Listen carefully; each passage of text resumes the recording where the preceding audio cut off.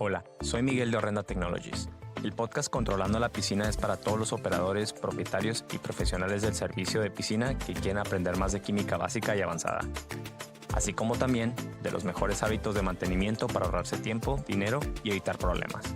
Muchas gracias por estar aquí. Amigos, pues decidí tomarme la oportunidad de hacer una secuela al episodio anterior para hablar un poquito acerca de qué es lo que estamos enseñando o qué es lo que pretendemos enseñar con nuestros recursos educativos, con nuestras diferentes clases, nuestros diferentes seminarios. Si ha tenido la oportunidad a lo mejor de atender a alguna de nuestras clases, ya sea en español o en inglés, conmigo, con Terry Arco, con Jim Blanton, con Sean Moho, Ryan Rickaby, y esperamos que pronto también estaremos expandiendo el currículum para instructores que también imparten en español. Pues tal vez si ha tomado algunas de nuestras oportunidades educativas, se ha dado cuenta que nuestra filosofía pues tiende a ser muy diferente a veces a las cosas que se han enseñado a través de los años en los diferentes libros educativos o en los diferentes recursos o en las tablas o los rangos químicos o incluso también en las diferentes políticas de garantía. Las políticas de garantía que se han establecido a través de los siglos, de los siglos, de los años, me gustaría decir en lugar de siglos, de los siglos, que se han establecido en los años de los años en base a los estudios, en base a la investigación que se ha desarrollado en el pasado.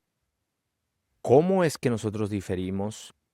¿Cómo puede ser al final del día comprometerse y estar en algún punto medio y cumplir con ambos? De eso se trata este episodio.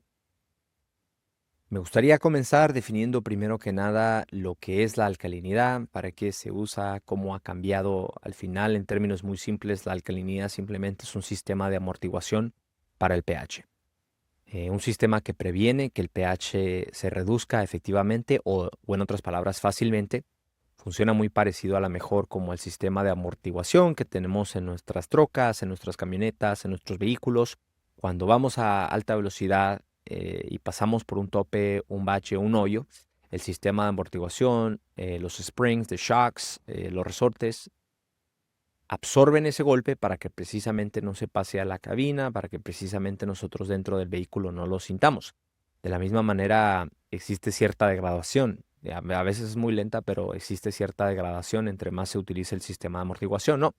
La alcalinidad funciona de la misma manera, está compuesta por sustancias alcalinas, de ahí proviene el nombre. En el mundo de las piscinas está compuesta primordialmente por el sistema de bicarbonatos, y es por eso que utilizamos bicarbonato de sodio para precisamente reponer o subir la alcalinidad. Pero es un sistema de amortiguación que previene que el pH se reduzca. Entonces, cuando nosotros agregamos sustancias o factores que van a reducir el pH, cosas como el ácido muriático de manera intencional, ácido sulfúrico, bisulfato de sodio, que es el ácido seco, o a veces de manera no intencional, como los diferentes tipos de cloro que utilizamos, como las pastillas de cloro o el tricloro en general, el tricloro en forma de choque, que es un tipo de cloro bastante ácido. Generalmente se encuentra entre 2.8 y 3.5 de pH y dependiendo del tamaño de la dosis se puede percibir que va a reducir el pH a la larga.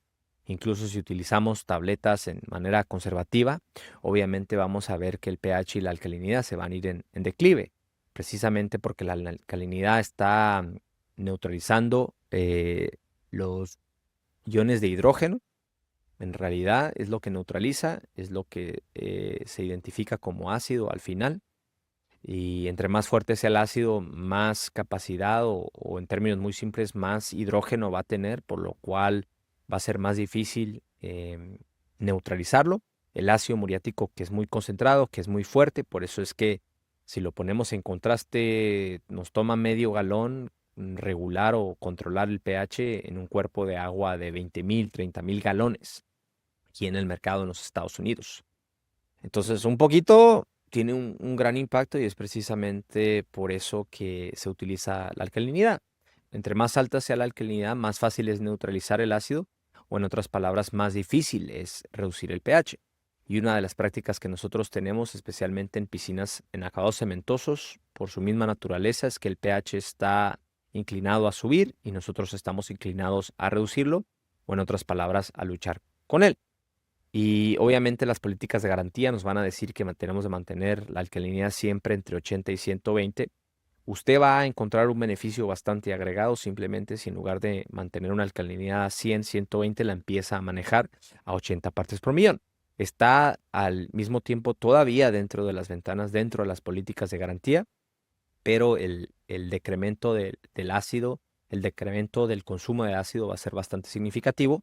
Y al mismo tiempo, como les decía en el episodio anterior, si pretende mantener una alcalinidad en 80, no puede pretender al mismo tiempo tener un pH en 7.2 a todo el tiempo o utilizar ese factor como objetivo, y no puede pretender tener un calcio, una dureza de calcio por abajo de las 200 partes por millón, porque por alguna razón en las políticas de garantía y en los estándares de salud son muy estrictos a la hora del control de alcalinidad, del control del pH y el control del nivel mínimo de cloro, pero ignoran todo lo demás. A veces se ignora el nivel de acondicionador, a veces se ignora precisamente también el nivel de dureza de calcio, y es ahí en donde se pueden producir condiciones corrosivas y la piscina sufre, el acabado sufre, el calentador, el intercambiador de calor sufre.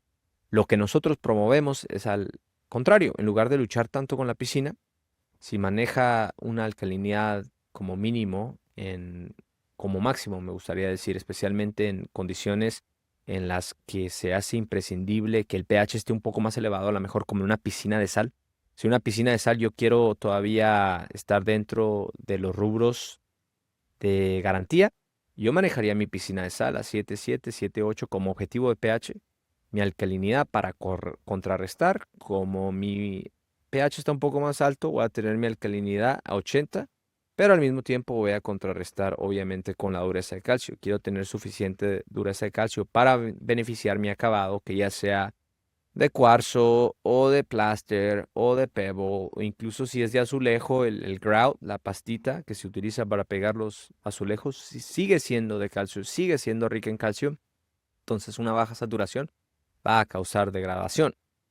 ¿Cómo me beneficio yo en este aspecto? Bueno, pues al final la neutralización del ácido en cuanto a la alcalinidad, es lineal. Entonces, en un ejemplo real, una alcalinidad en 140 le va a tomar el doble de ácido hacer el mismo cambio en el pH que si tiene una alcalinidad de 70. Muchas veces no nos damos cuenta del impacto que esto tiene porque de piscina a piscina no se ve muy severo, pero en realidad es que pequeños cambios como esos de verdad son gigantes a la hora de que toma en consideración de que a la mejor tiene 80, 90 piscinas, 100 piscinas en servicio, ¿no? Que al final este podcast está enfocado a ustedes, los profesionales de servicio, dueños de casa también lo pueden escuchar. Sin embargo, nuestra información está diseñada para ayudarle a usted. Los dueños de casa también se pueden ver bastante beneficiados con estas prácticas. Ahora, muchos van a decir, bueno, pero el pH es muy importante su control, es muy importante reducirlo porque nos va también a influir en la desinfección del agua, en la relación que tiene el cloro en cuanto al ácido hipocloroso y el ion de hipoclorito, ¿no? La parte fuerte y la parte débil del cloro. Es verdad, pero esta conversación es mucho más crítica a lo mejor en una piscina comercial. Lo que va a ser más importante en una piscina comercial, especialmente si es al aire libre, es el nivel de acondicionador, porque el nivel de acondicionador le va a reducir la efectividad, la rapidez con la que actúa el cloro, y es una ciencia bastante compleja y interviene mucho con qué tanto ácido hipocloroso o la parte activa, la parte fuerte del cloro está disponible de manera inmediata versus qué tanto está protegido contra el sol, ¿no? Entonces, el ácido cianúrico es es una espada de doble filo, es una desventaja y una ventaja al mismo tiempo, es algo necesario, lo necesitamos en las albercas, en las piscinas, al aire libre. Empecé a desviarme un poquito en el episodio anterior acerca de qué significaba esto, pero ahora les voy a explicar exactamente a lo que me refería. Si estamos en marzo y yo sé que 2 pastillas me van a poner 6 partes por millón de ácido cianúrico por cada 10.000 galones y me van a poner 11 partes por millón de cloro libre, mi objetivo es que cuando yo llegue al 4 de julio o al punto más alto del verano, que mi acondicionador no ande en 100 partes por millón.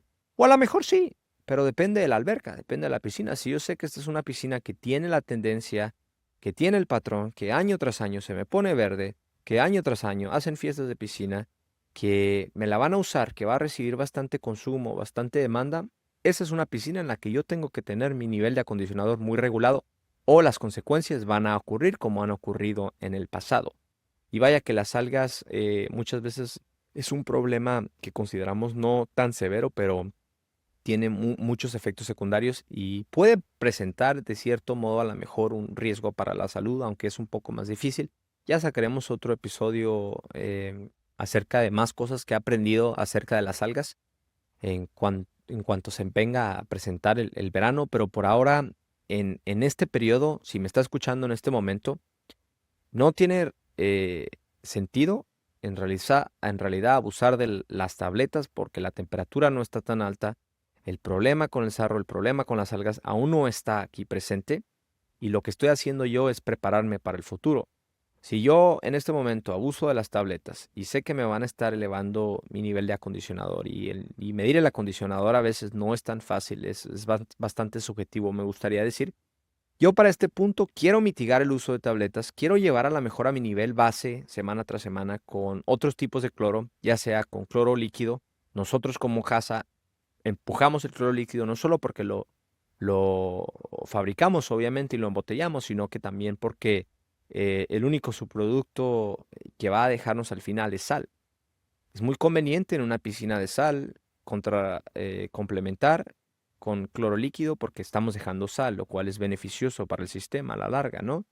Es muy conveniente para una piscina no es muy conveniente, perdón, en una piscina en el desierto, a lo mejor complementar con un subproducto, un tipo de cloro que nos va a dejar calcio en el agua, como lo es el hipoclorito de calcio, porque cuando llega el punto más alto del verano, tengo altas temperaturas que no puedo mitigar, tengo alto pH, tengo alta alcalinidad, tengo alta dureza de calcio como efecto secundario y para ese punto es inevitable que se me vaya a producir sarro en las diferentes partes del sistema, en las zonas en donde las temperaturas son más extremas o a veces incluso también dentro del calentador. Esto puede ocurrir en cualquier zona, en cualquier área, en cualquier clima.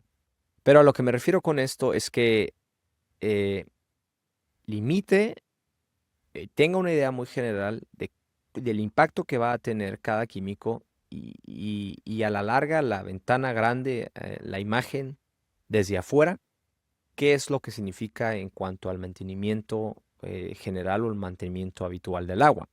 Yo en esta temporada sé que mi cloro se retiene de manera eficiente en esta época del año, por decirlo así.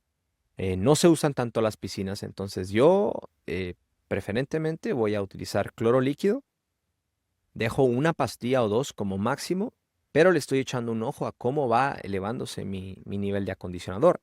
Para que cuando yo llegue a agosto, septiembre o julio, la temporada más fuerte, mi acondicionador ya anda oscilando en el punto en el que yo lo necesito. Y otra vez, esto va a variar de piscina a piscina. Nosotros como Renda siempre hemos recomendado de 30 a 50 partes por millón como máximo, pero yo sé que muchas veces, a veces, esto no aplica.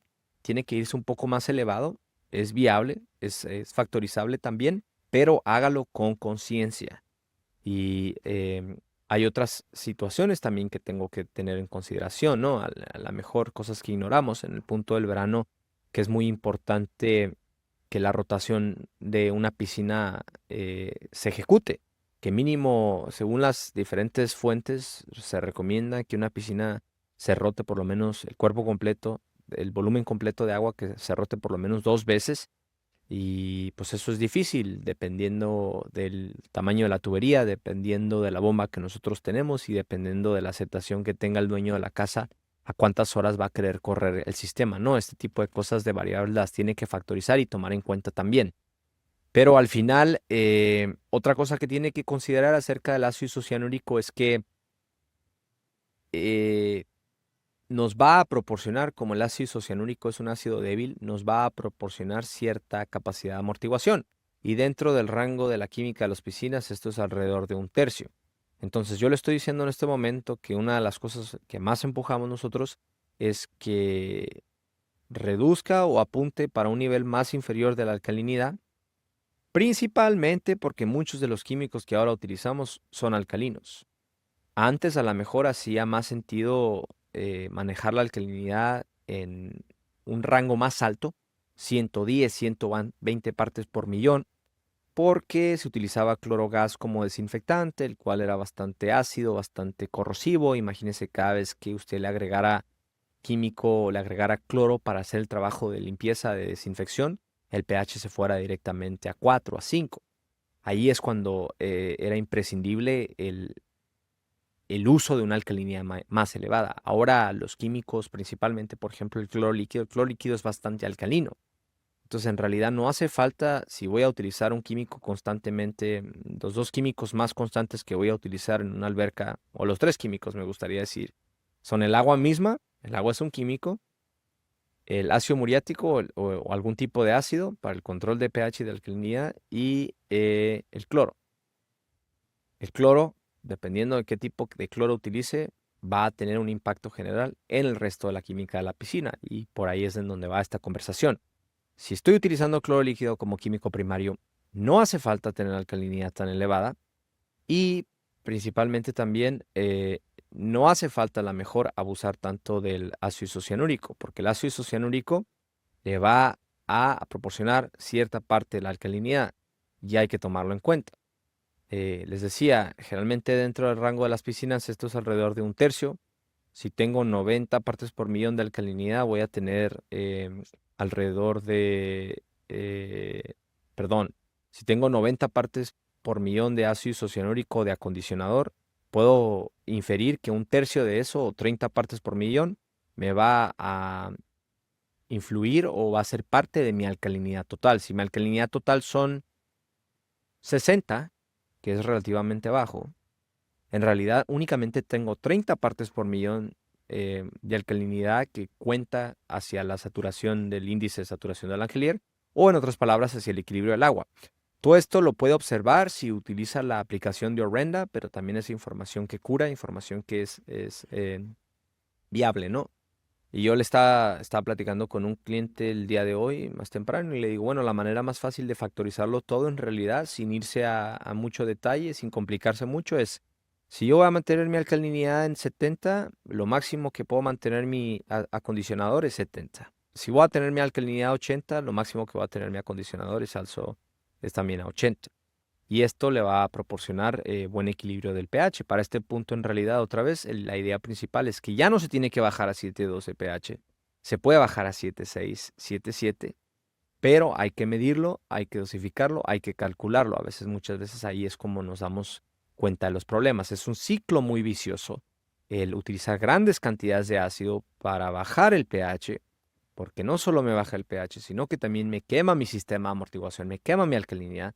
Y después tengo que complementar mi sistema de alcalinidad y dentro de este círculo vicioso se consume mucha energía, frustración y muchos químicos, especialmente en piscinas que van a recibir un tratamiento de desinfección que es alcalino. Como les decía, las piscinas de sal son un buen ejemplo, las piscinas que tienen mucha aireación, que promueven la pérdida del dióxido de carbono, que promueven que se escape ese gas, lo cual eleva el pH más rápidamente. El pH siempre va a subir.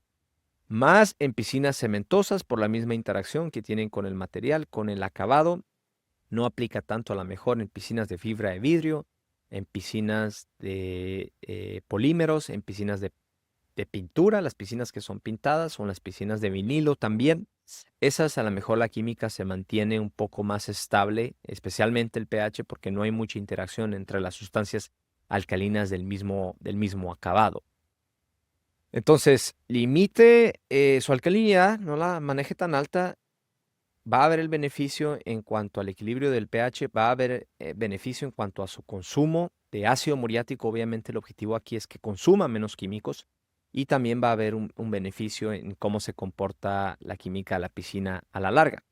Hay el mal hábito de poner demasiado acondicionador, de muchas veces ignorarlo, que se vaya sumiendo solito, o muchas veces manejarlo demasiado alto con la intención de que nos proteja al cloro del sol, porque en realidad es que sí lo hace de manera muy eficiente, pero tiene que recordarse que al final va a ralentizar o va a hacer que el cloro funcione de manera muy lenta. Esto no es conveniente en piscinas que, otra vez, hay tres demandas: la demanda del sol, la demanda de los usuarios y la demanda del ambiente. Naturalmente, al ser un ambiente, un entorno al aire libre, va a haber estas tres demandas que varían. Entonces, si estoy gestionando mi demanda con el sol, que a lo mejor me doy cuenta que el sol me consume alrededor de una parte por millón por día, sé que mi nivel base, mi nivel residual tiene que mínimo estar a 7 partes por millón, o ese es el equivalente que le tengo que agregar en términos de cloro semana tras semana, ¿no? ¿Qué tanto más cloro me va a consumir la demanda de los usuarios y qué tanto más cloro me va a consumir la demanda del ambiente? Eso es para usted, para descubrir y adaptar los mismos productos, las mismas sustancias que tiene a su alcance. Les decía anteriormente, si yo quiero decidir, si yo he descubierto, he analizado que cierta piscina se mantiene de manera efectiva cuando yo apunto, es decir, cuando llego a hacer mi servicio y le estoy apuntando a 6 partes por millón, y cuando regreso la próxima semana está en 2 partes por millón, ya tengo una idea general que tengo 4 partes por millón de consumo. Entonces, ¿qué puedo hacer? Bueno, yo llego a ese 6 partes por millón, mi nivel base, y le dejo 2 pastillas, una pastilla. Una pastilla le va a proporcionar 6 partes por millón de cloro en una alberca de 10,000 galones. En una alberca de 20,000 galones le va a proporcionar 3 partes por millón de cloro, aproximadamente. Para eso existen las calculadoras. Ahorita yo estoy dándole números muy aproximados en base a lo que recuerdo, pero puedo hacer uso de las aplicaciones para hacer estos cálculos. Es algo que de verdad vale la pena gestionar, porque es ahí en donde usted desarrolla su estrategia y ahí es en donde se ahorran más los químicos. Antes no era problema porque los químicos eran relativamente baratos. La aplicación de Orenda también, cuando está calculando los químicos, dependiendo del tipo de cloro, puede introducir ahí su costo, dependiendo de la presentación, del tamaño del producto, y le va a decir cuánto le cuesta la dosis. Ahí también puede hacer sus análisis de costo y si la propiedad en sí es rentable.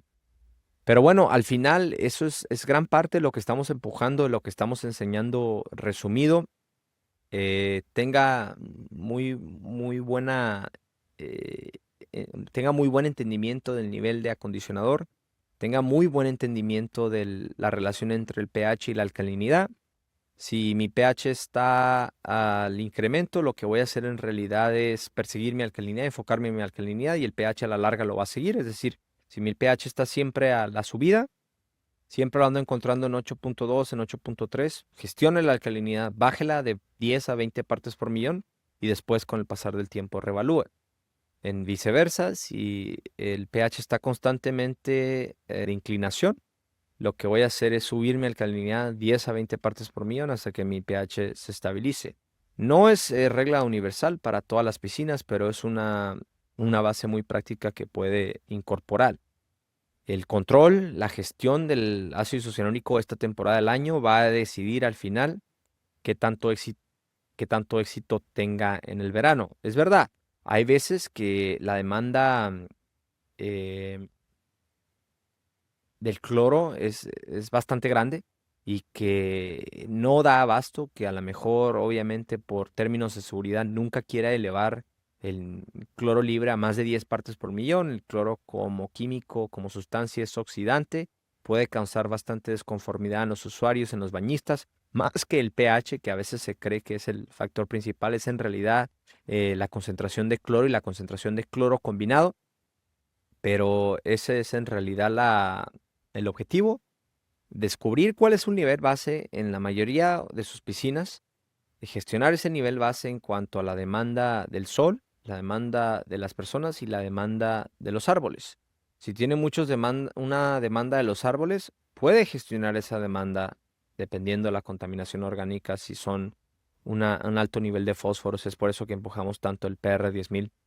Si es una demanda de usuarios, si es una demanda de mascotas, no tiene que depender solo del cloro como oxidante, puede depender de un sistema, un producto secundario al final. Les decía en el sistema anterior que uno de los hábitos más helicópteros que podemos tener es a lo mejor instalar demasiados sistemas y que conflictan, que entren en conflicto entre sí. El- Hay ciertas cosas que puedo utilizar. Puedo utilizar sistemas enzimáticos, productos de enzimas. Infórmese, edúquese, háganos preguntas, siga atendiendo clases y esta temporada para todos aquellos de ustedes que se dedicaron a atender seminarios, que se dedicaron a educarse, a aprender, les prometo que en el verano es en realidad cuando van a ver los frutos de todo su trabajo. Nosotros estamos aquí como recurso, estamos aquí como apoyo. No deje de escribirnos y de hacernos cualquier pregunta, cualquier comentario es válido. Muchas de las cosas de las cuales yo hablo, de las cuales platico, yo no tengo la oportunidad, yo no tengo 100 piscinas para irme a hacer experimentos. La información que desarrollamos es em, en gran parte teórica, pero ha sido validada por ustedes mismos, los piscineros, los profesionales del servicio, que lo han puesto a prueba y que nos han ayudado a identificar nuestros errores, que nos han ayudado a mejorar. Yo como instructor aprendo más a veces de mis clases que como instructor mismo. Entonces, por favor, síganos contando su camino, su éxito, sus fallas, lo que ha aprendido. Significa mucho para nosotros. Mi nombre es Miguel Chávez. Hasta luego. Gracias por escuchar otro episodio más del podcast Controlando la Piscina. No se olvide de compartir, suscribirse o calificar este podcast o episodio. Visítenos en horrendatech.com para más información.